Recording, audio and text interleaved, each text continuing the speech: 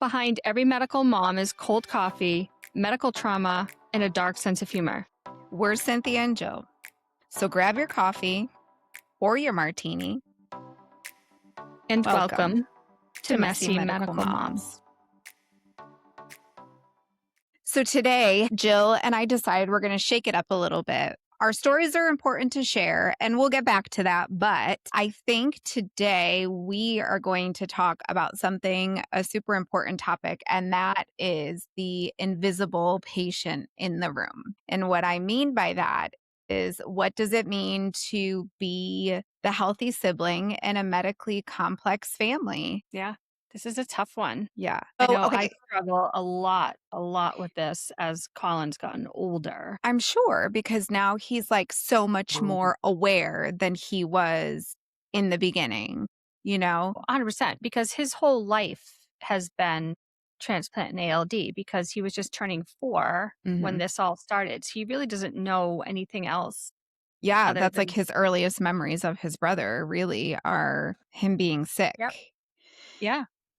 You know what's funny with that, though, is me step back on that, because I thought for a long time, until he did start getting a little bit older, that he didn't think of Grady as sick. That was just norm. Going to the Jimmy Fund Clinic was normal. Meeting all these children were normal. And the most fucked up part was loss was normal for him. They would meet friends, get to know them. And he's had so much, I don't say so much, but more than enough that any human needs with child death. And it's, it really was. I'm sure like he makes connections when he goes with you guys, right? He's like the mayor.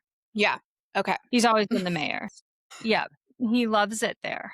Yeah. Well, he's got such a personality. And I think that, speaks volumes, because I think his charisma is something that carries him. And I think that people, and I don't know if you guys feel this way, but I think maybe like as an outsider, people forget that like he's grieving too in his own way, as he sees his friends with their normal siblings, and I, not to say that I think he feels this way, but people might perceive that he's like, oh man, I wish that I could just have a normal brother with a normal childhood and not have to stress about this all the time. Right. And he does. And that's the thing, is that's what it's kind of starting to become, because as he's getting older and he's developing his own identity and his own life, before, missing school twice a week wasn't a big deal. But now he's going to middle school. He doesn't want to miss school. He doesn't want to miss a practice or a game. And he shouldn't have to. Right. And that's the hard part, is how do you differentiate? Yeah, like how do you separate that and still have your family cohesive and at the same time? I think for us it's a little bit different, because it's very easy for me to say, oh, both of my boys are affected by ALD, because they do both have ALD, right? And they're both healthy.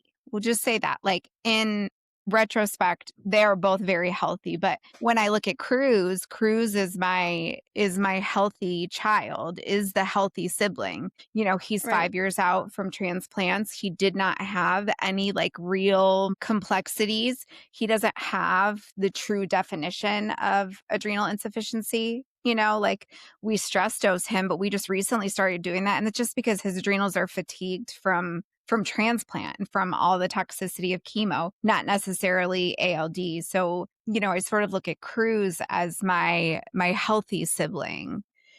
And, Ryder has always, from the day that he was born, there's always been something with him. I can remember that he was always like very loud, a loud breather, especially when he slept. Like his pediatrician used to say things like, and he thought it was funny. He would be like, oh, he kind of sounds like my French bulldog when he breathes. And I'm like, okay, well, that's not normal.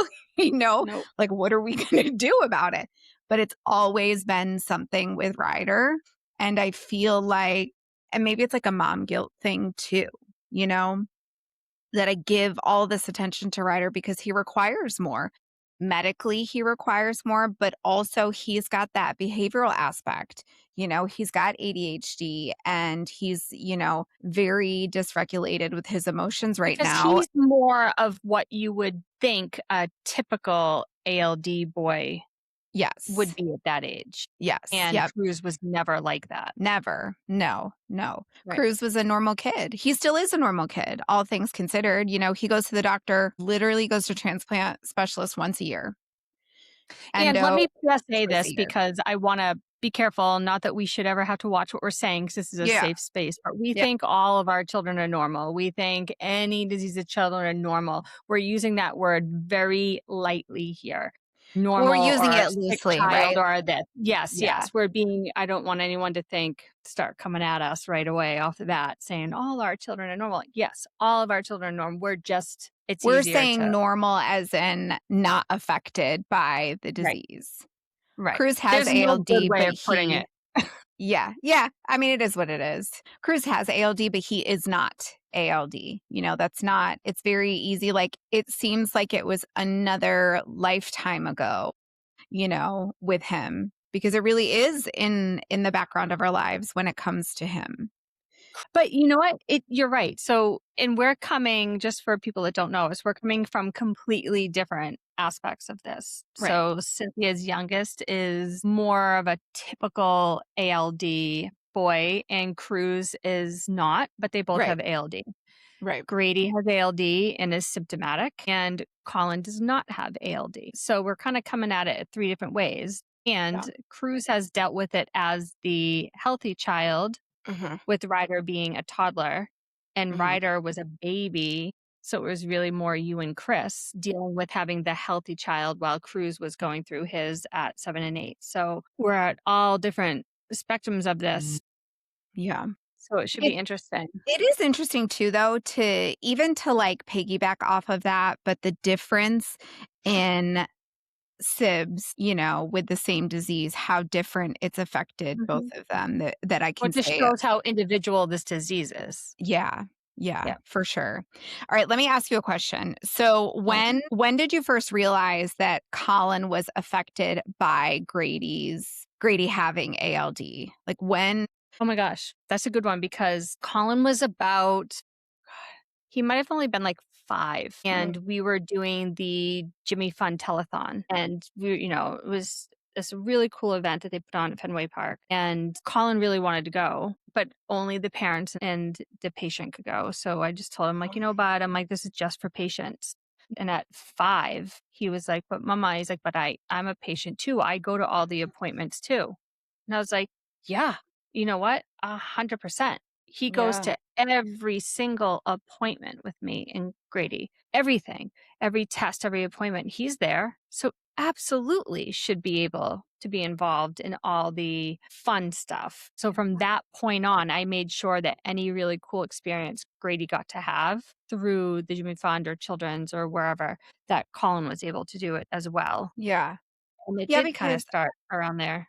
yeah, I mean, if you think about it, like all of those experiences, Colin in his own way goes through the highs and lows with Grady too, because even Mhm. though he's not the one, getting the blood work done or getting bad news or whatever it might be, he still feels that. And I think that Totally. he's like, I say this about Cruz too. I feel like Cruz is like an empath, and I think Colin is that way too. So I think he feels those emotions and wears that, and Yep. he can sense that. You know where that came up in it might have been last year or maybe it was this year, but, in school Mm. because he is so empathetic and he gravitates towards kids who have special abilities that, kids typically wouldn't, and there was someone in his class that needed a little extra help from some peers, and Colin kinda jumped up, and I believe it was a guidance counselor that said, "You know what? I'm gonna pull him away from that. I don't want him to think that this is always his job." Yeah. Because he's so sensitive to grade stuff, and at first I kind of understood it, but he still wanted to do it, and it was never anything we make him do or force Yeah. him, it's just what he became out of it, and that's Yeah. okay. Like, that's great because that can go one way or the other, right? You could For get angry sure. or this and he is I mean, I know it's obnoxious, but I call him my sunshine all the time. He's literally just the sweetest. Definitely starting to be a little age appropriate going into middle school, but it's Yeah. still there, but he's Yeah. always gravitated towards kids that kinda need a little extra. Mhm.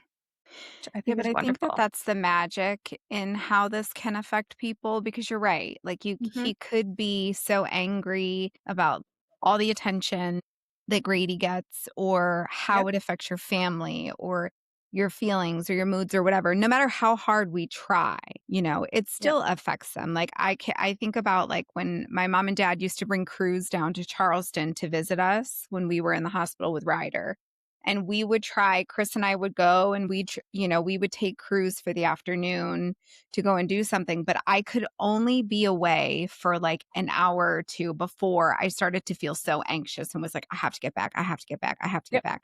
And I tried so hard not to like, how your mood changes when you're anxious. And I literally felt like yeah. my skin was crawling. And I tried so hard not to get like angry or short or whatever. Because you Like, we can't have be to in the go. We have to moment go. either. Right. But I also like, you can't hide that.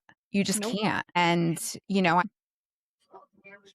I always wonder and feel like, Cruz had 8 years as an only child, and he had 8 years of just us. Yeah, And then we had Ryder, and all he wanted was Ryder, and that's all he ever wanted was a sibling, and then we had him, and our lives changed in a way that I don't think we ever truly understood that it would. And I thought, maybe it was just because he was just the missing piece, and he was, but he has also, and I don't mean this in a negative way, but he's really complicated our lives. I'm thankful and I'm appreciative and I'm so happy that we had him, but we live our life by Ryder and what he can do in that moment and his mood or whatever it might be. And I yep, just always worry that Cruz feels like he's missing out on something. And he'll never say that because that's not who he is. He's so thankful and loves his brother so much. But I just always feel like in that moment, I don't see it. But when, hindsight is clear vision. And I always yeah. like, just wonder. I don't want him to feel like he's missing out on anything or missing out on a normal childhood because we have to do things by right. Well, I guess that's another thought too. Like, was there ever moments that made you realize that Cruz had been carrying more than you had realized? For sure. When Ryder was in the ICU and just before we decided that we needed to intubate him and, put him in a medically induced coma and give his body a break. I remember that day so vividly. My mom and dad came and they brought Cruz down, and I think this was like maybe the day before we made that decision. It was either the day before or the day of. And I just saw Ryder turning, and I just remember looking at Cruz and just seeing the fear in his face. And that was the first time that I saw the fear because he knew what it was like to have a transplant. He knew what that was like. This was something he did not know. And I remember that I was so short with my mom and dad, and I was like, get him out. Like, Yeah, you never know what's going to happen when you make that decision to put your child on life support. You don't know if they're going to come out of it, and you don't know if they're going to be the same when they come out of it. There's so many risks. Like they yeah. can have a stroke, they can never wake up. There's just so many things that can happen. I did not want that to be the last memory that he had. And that was the first time that I really realized like, okay, are we exposing him to too much? But also at the same time, he wanted to be there. And it's also, this is our lives. It's not going to go away. Right. It's always going to be there in some way, in some form, right? Yeah. Yeah. So we can't hide them. Yeah. Yeah. I mean, I think it would be, I remember when my father in law passed away and Cruz was young. I don't remember how old he was, maybe 6 or 7. He was young at an age where it was kind of like, do we take him or do we not take him? And we've Yeah. always been like so open and with things like that because of how he is and how he can be empathetic, but also feel, really feel other people's emotions and wear them. We wanted to give him the option. And I remember asking him, and he was like, I want to go.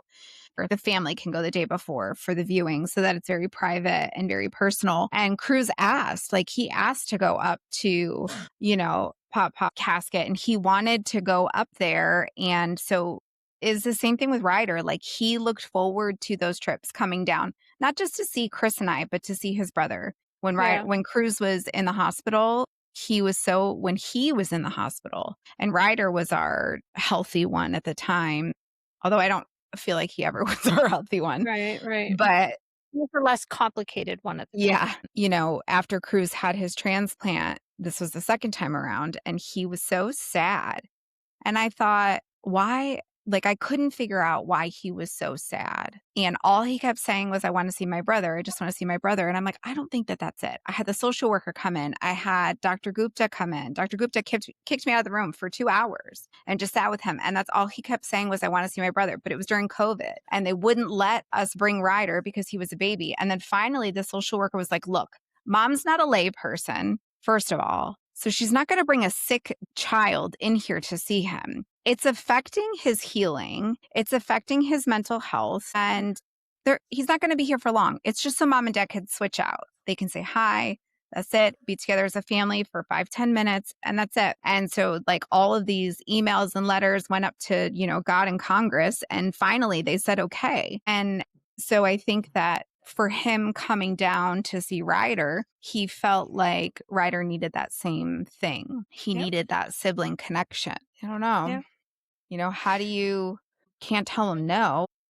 Do you think that, okay, do you think Colin ever had a moment where he was afraid? Have you ever seen fear in Colin like I saw in Cruz with Rye? Yeah. Yeah. I think last year's neuro appointment, Grady's in such a great spot. He looks great and he's doing good, but there's so many things. We call them invisible.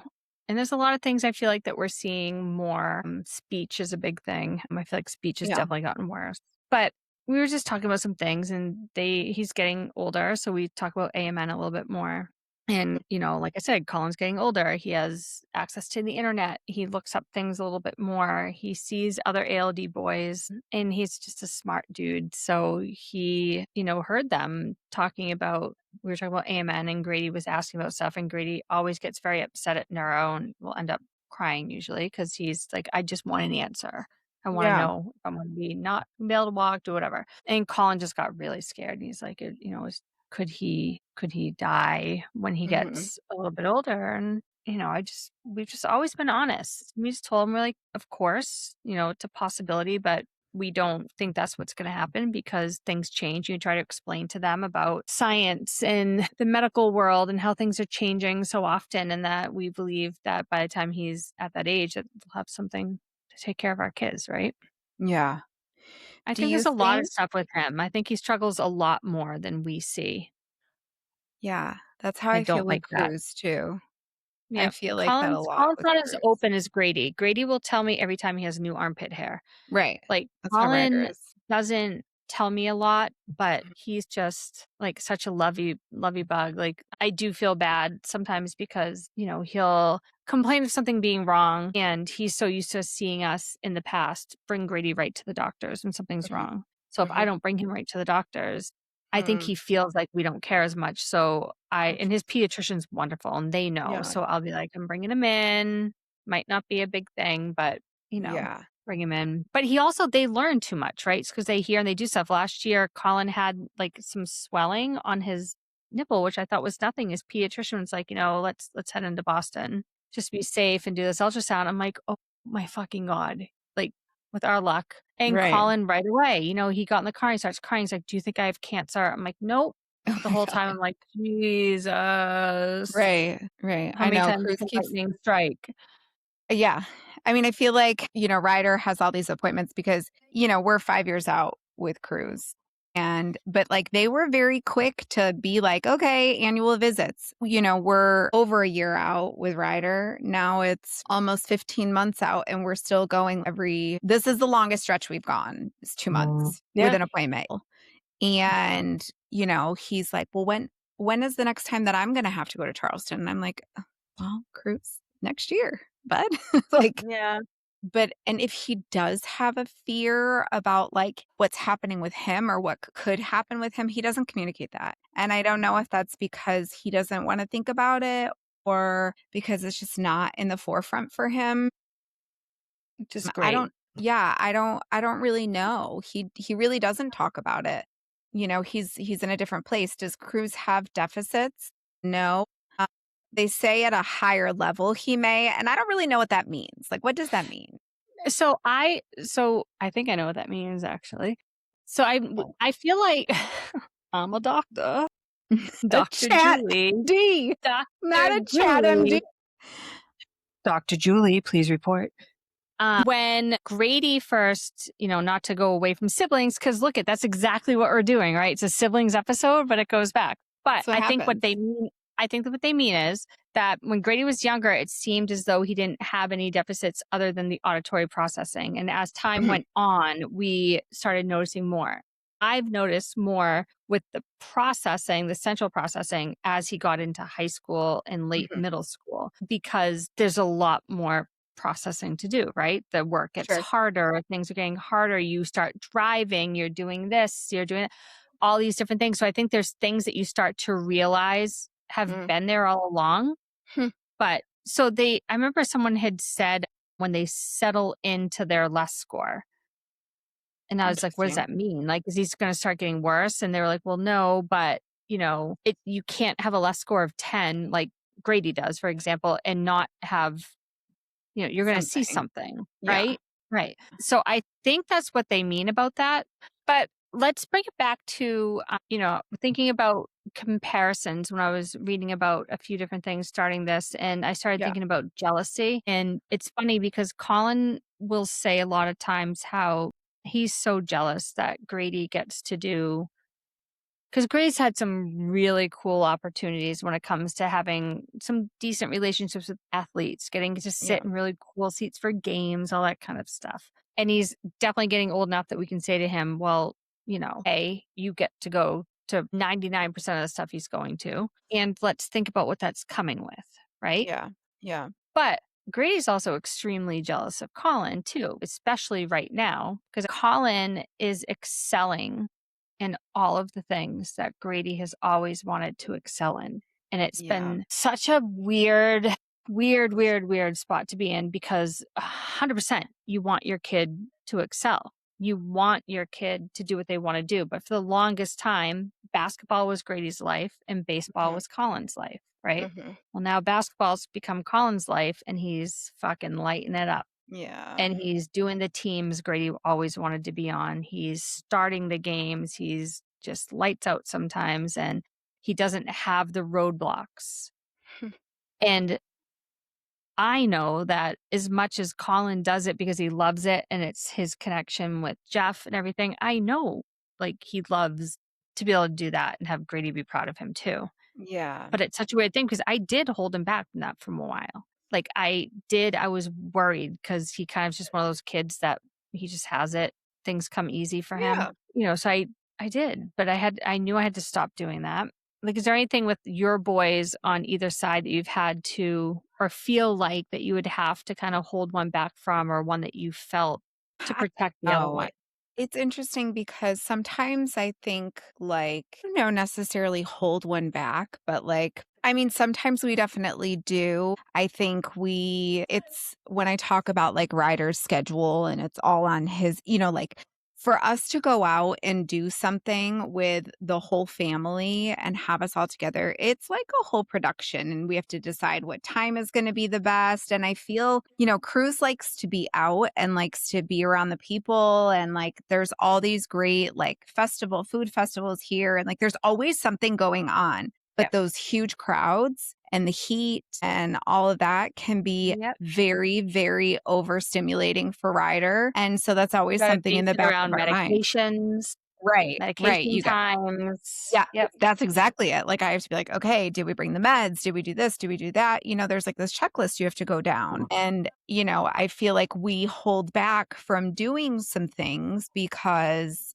of that as a family. Now, I will say that Cruz does still get to do a lot of things and has a lot of great experiences because he does so much with Chris, and Chris will take him and do things because they bond over a lot. Yep. And not for nothing, like Ryder he's my hip baby. He would Yeah. crawl back inside my womb if I would let him. Like, that's literally what it is. he just wants me all the time. He only wants me to put him to bed. He only wants me to do, to give him his bath. It's on occasion he'll want Chris to do it, but 90% of the time it's me. So we do a lot of things separately. So for me as a mother, I don't know if Cruz feels this way, but I know that I feel this way, that I feel like I miss out on times with him because I have to do all the things with Rye. I do all of the appointments. Chris comes occasionally, but the majority of them, it is me. And that's just because my schedule is different. I work from home. I have that flexibility that I can do that. But also I know the doctors, I know the medications, I know, even if he says, hey, I can take him or I'll take him, I still have to be available because I have to be on the phone with the doctors to answer the questions. So it's kind of like I should just do it anyway. Not to say I'm not thankful and appreciative that when he can do that, but it's just easier for me to do it because I do know all the things. And so I do feel like I hold myself back. So it's hard. It's a tough one. And I don't know. I think we're very lucky that like my mom and dad are so close, being right up the and that's the road. other thing. Like, you guys are very lucky you have that extra help. Like, can you imagine No, not I having them down couldn't. the street? There is something that I think we could have both boys pop on for a minute, Okay. but it's pretty raw. Do you want to pull them on for a second We and just can. Cruz, blindside them? Ask him would if he you would want to. would you be okay Just for a hopping on minute. real quick and just answering a couple questions? Him and Colin. Yeah, Colin's gonna get on too. Will he do that? Yeah. All right. Yeah. You're going to hop on with Cruz for a minute. We're going to ask you guys a couple questions. All right. We're going to pull Cruz and Colin on, two bros, to talk about their bros. All right. I'm going to ask you guys some questions. And when you guys answer, be honest. And this isn't fair that we're blindsiding you guys, but this is how we do it because we're messy. But Cruz, I'm going to ask you first, okay? But you got to be more than when you answer, okay? I know your situation's a little bit different because you do have ALD, right? Yeah. But you're rocking it and you've been doing great. But do you ever feel guilty that you're having an healthier or easier time than Rise had? Yeah, sometimes I do feel bad for all the stuff that he has to go through and all the different problems that he has compared to me. Okay, that's normal. How about you, Carl? I'm not good at talking like this. I'm not kind of the same way that I feel guilty that I'm healthier than him and he has to go through that. But like what? Like what about it makes you... Seeing him go through the treatment. Yeah, all right.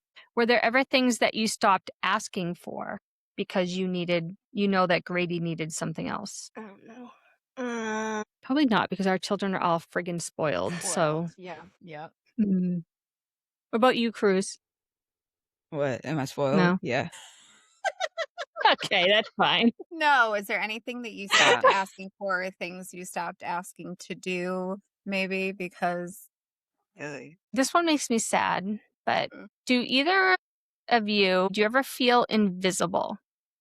No. You just nodded yes right away. Like most of the time, I feel like when we go places, it's always like Grady, Grady, Grady, and nothing about me. Why do you feel that way though, Carl? What do you think you need, or what would change that for you? Because you play your sports and your mom and dad are super supportive for that. Like how do you feel like, what do you need to feel more? I don't know how to explain it. Like, I don't know what I need. It's just that, like, maybe when we go places, it's not always like Grady. It could be like his family, but it's not like just Grady on it. Do you mean like when we get to go to Red Sox stuff or... Yeah, I know. That's hard because you go through just as much, right? In different ways. I agree with that. That's something we've tried to work on, right? That's something that we've always wanted, like the different hospitals. I know for like at the Jimmy Fund Clinic, I think they try to do, stuff. They have like a siblings program, but that's hard. What about you, Cruz? No, I never feel invisible. No. Good. All right. What is something people assume about being the healthy sibling that's completely wrong? And I know this is a little tough for you, Cruz, because you go through a lot of things too, and you've gone through 2 transplants, and you're like and you're the easy one. Like, is there anything you can think of? No. Do you No. think that that people assume that you don't feel the feels too because no? No. Do you think we make it a safe space for you to be able to say what you Yeah. want to say and feel how you want to feel about things? Yeah. Yeah. What about you? What's the question? What's something that people assume about being the healthy sibling that's completely wrong? That I don't go through it too. But I know it's like not as much, but It is as much, but It it's is. just different. It's on a different level. are you crying? No, I never cry. Liar. Cruz, stop laughing at me. I'm crying because Cruz is laughing at me. No, I think it is true though. Do you think, Cruzy, that people feel like you don't go through anything when it's like so hyper focused on your brother all the time? No. No, you think I mean, we really do try and do things to make sure that he feels special and like, again, like we were talking about my mom and dad, I'm so thankful that we have them because they do things with the kids together and individually, and they were so amazing with Cruz for that, summer that the 6 months that we were in Charleston. He Yeah. wanted for nothing. He did all the things. You were at the water park, Oh. all week long. They wanted to make sure that he didn't miss out on his summer because we were gone. And if we didn't have that, I think the experience would have been very different because we wouldn't have been able to do those things. Or it would have been very separate. It would have been a lot of me and Chris separate. Yeah. Chris doing the things with Cruz and me with Ryder. Sometimes I do wonder though, like, because I know for both of our boys and I know for both of your boys, like you said, they want for nothing, right? Our kids are very lucky. They've been very well taken care of. They get a lot of really cool opportunities. Yeah. And there's really, yes, the name might be said more. Yeah. But you do get to do all those cool things too, right? And you do get to, like, how much we all love you, right? Really, right? Okay, I've got a question for you guys now. Colin, you can go first for this one. What's your favorite memory with Grady? Like in the hospital or just Whenever, anything. Do you have something that you guys did together, something that you do regularly that's like your favorite thing? watching funny movies and playing games? Okay. What's your favorite movies to watch? Adam Sandler movies. What's your favorite? Do you have a favorite memory or a favorite thing with Rye? Not really, no. You don't have a favorite memory or a favorite thing that you do? He's just such a teenager. Yeah. Yes, that's exactly it. 15. What do we do that make you feel important? Like me and your dad. What's something that we do that makes you feel important? How you guys always try to spend time with me. As a family or individually? Kind of both. Both? Because you try to do this both. Yeah. Yeah. What do you like to do? What's something you like to do with dad that makes you feel important? I like whenever you go fishing, how much you go fishing. Yeah, that's Yeah. your thing, right? Mhm. What is there something that we do that makes you feel important, like you and me? Just like how, just being around with you and like driving around with you. Yeah, we just hang out. Yeah. We like to hang out and shop. So I don't really say no. Well, I say no. What's something that your parents do, call that makes you feel important? I don't know. They make sure that like I'm always happy. Okay. How? Like, what do we do? You and I have a lot of our own Mama Colin time. Copper door. Let's go to Copper Door, a restaurant up here. Our little date. We have good date nights.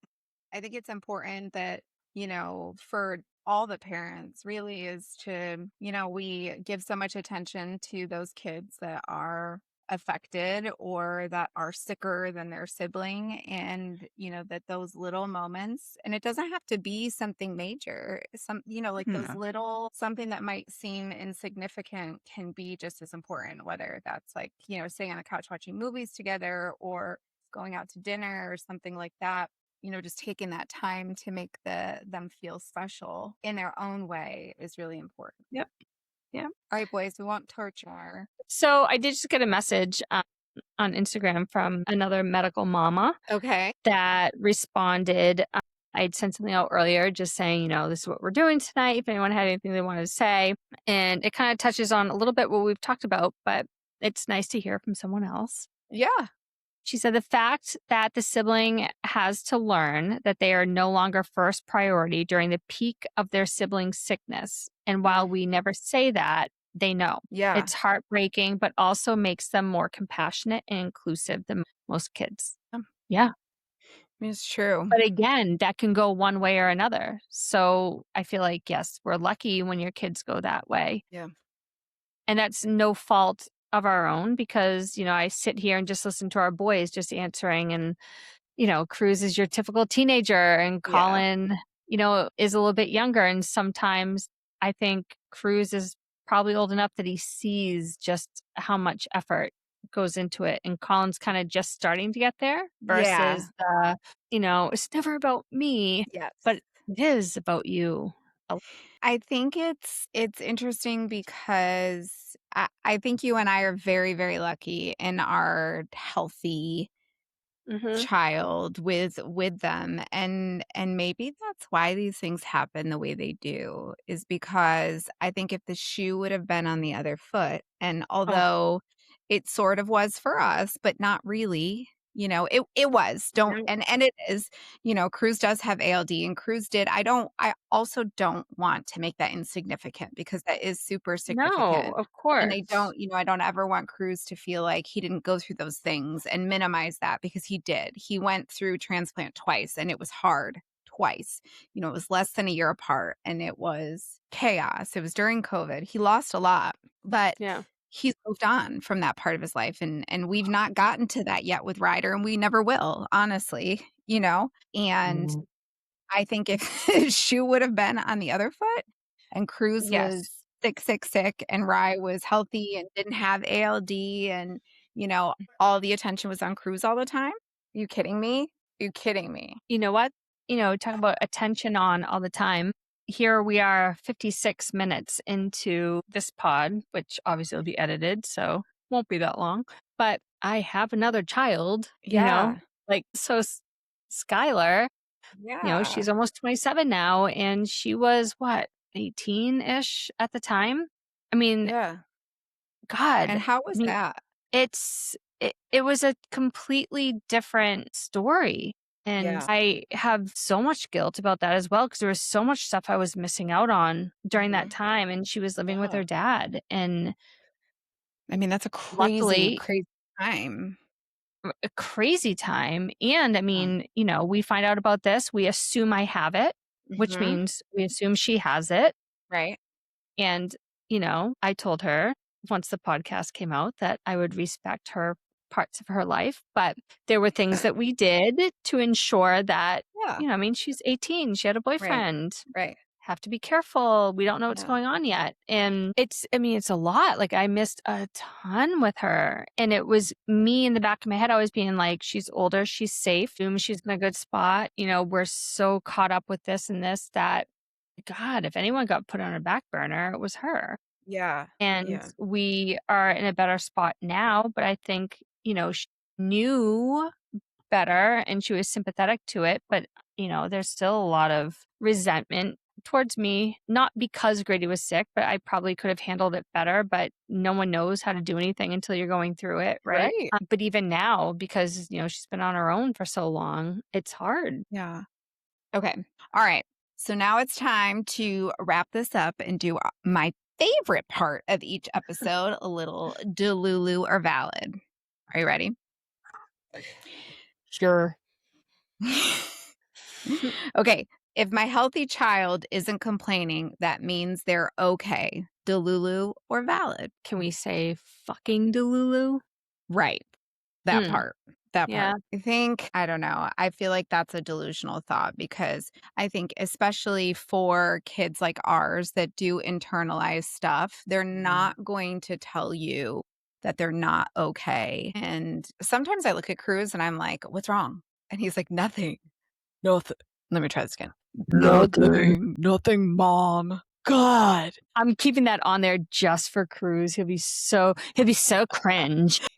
He's shaking his head and laughing at me. But like, really, I'm like, what's wrong? What's wrong? Is something wrong? Yeah. And really, he's just fucking 14 and he's hormonal and just annoyed by everyone. Yeah, no, I agree. I feel like sometimes one of the things I hurt most about Colin sometimes is that I can tell he tries to keep the peace because he thinks that's the role he has to play, and I don't love it.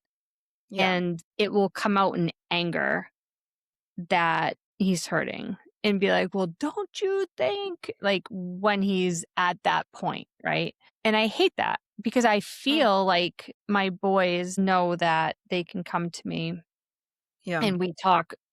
I mean, I'm always talking to them because I'm annoying, but you think you're always doing the right thing, right? And I think it's a good way just to end it is that we're all doing the best that we can. This is new to all of us. We're all learning, even though it's your third time.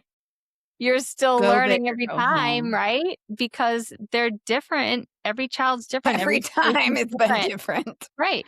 But every day is different. Every argument is different. Everything's different. We're all learning and doing the best that we can, and we make mistakes and we're going to fuck up. Yeah. And we're going to fix it. I mean, I think that's part of being a mom. We are doing the best that we can, but also admitting that we don't know everything is a big part of it. And saying that to the kids or even apologizing for those really shitty moments where, so maybe huge.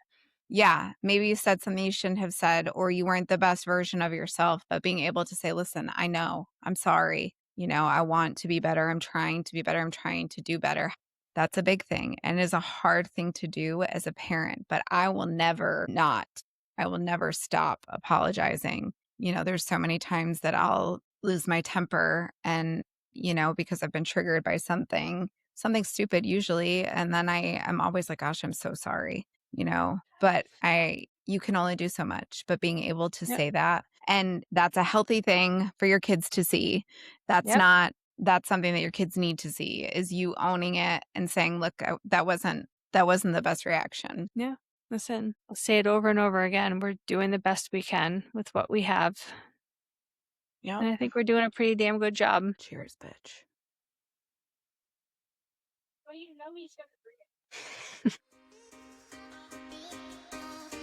The Messy Medical Moms podcast is brought to you in partnership with Cure ALD.